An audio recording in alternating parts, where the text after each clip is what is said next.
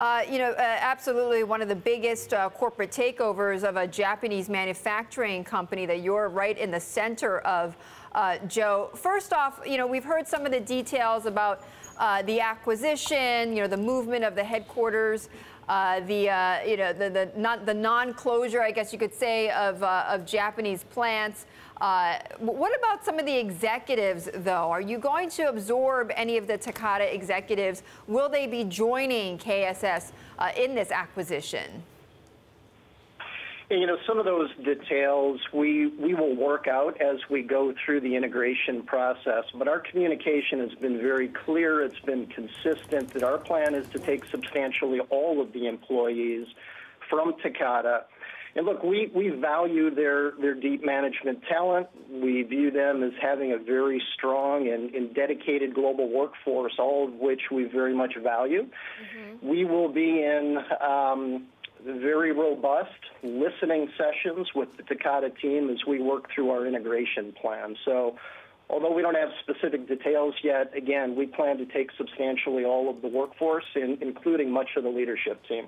Joe, much is made, the central issue here, which is, who's going to pay for some of these liabilities, massive liabilities by Takata, and of course KSS in this deal is shielded by this. How confident are you that you are going to be shielded by any repercussions from this recall? Yeah, good question. I mean, look, this has been a very, very dynamic process. Our intent in this deal has been to ensure that we architect an industry solution with the key goal of ensuring that we protect supply of our valued customer base. And we have very similar customers between Key Safety and also Takata. So in doing the deal structuring, which has been a very complex process, we've ensured that the transaction structure results in protection for the new company. Obviously, it's critical in the context of maintaining supply for our customers that we have a sound structure that protects the new company going forward, and we're very, very confident of that. Can you tell me, Joe, given Takata's troubles, how much had your business actually been helped by what happened at Takata? I mean, give me a sense of the financial position of KSS. Were there some direct benefits to seeing, clearly the implosion there at Takata? Well, just to give some more context around that, we see this as a merger of two very strong companies, combining the strengths of both. As I said, we're very interested in their deep management talent. They have a very, very dedicated workforce, and yes, as their business has declined, we benefited from some of that. KSS is a very strong, growing global organization on its own, but as we bring these two companies together, our plan is to take the best of the both. Again, a mentality where we're going to be listening to the Takata colleagues, our new Takata colleagues, developing a detailed integration plan. And look, in the end, the result is going to be a strong global player focused on serving our customers with great delivery, great quality, great technology. In the end, this is a very nice complementary fit, and it's going to position the combined company for very strong growth.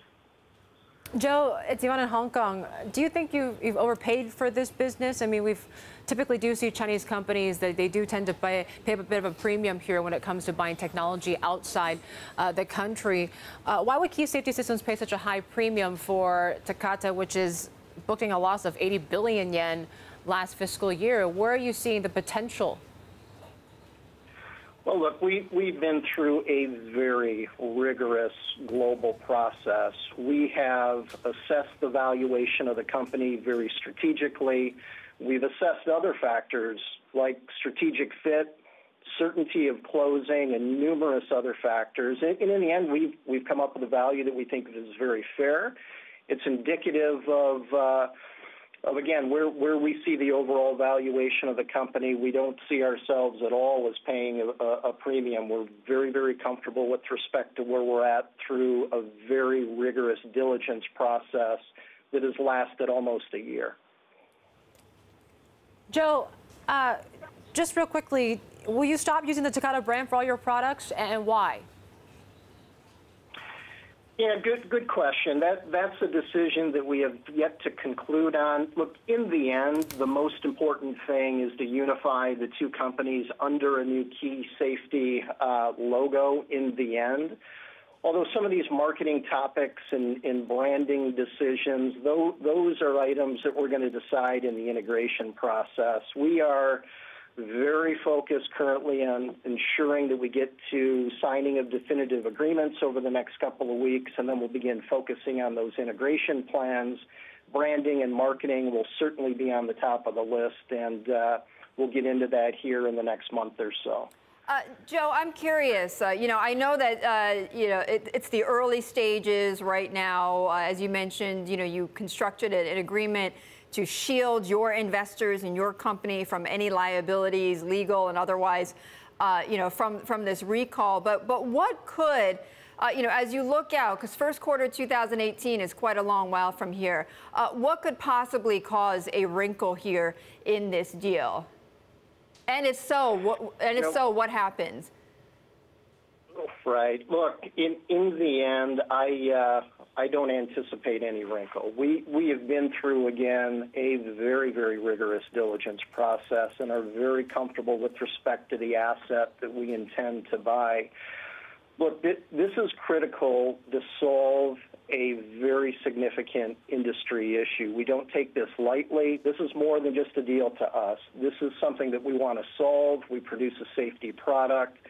Takata has been through significant hard times. We need to protect the safety of the public, and we want to ensure that we're protecting our customer base through protection of supply. So we're in this. We went into it knowing what we needed to accomplish to solve this industry issue. That's exactly what we intend to do. And Joe, we got about 30 seconds left. What's the plan for producing inflators for the new company now? Have you been reaching out to suppliers to expand supply now that Takata will no longer be producing them? Yeah, good question. As I said before, key safety, independently is growing significantly. Our CAGR has been extremely high. So consistent with that, we've been expanding our own inflator capacity, and so we'll be able to use some of that as we merge the two companies. And then we'll continue our strong, third-party supplier relationships, inclusive of Dicel, who's a very valued supplier of both ourselves and Takata. So we'll continue to leverage that important relationship as well.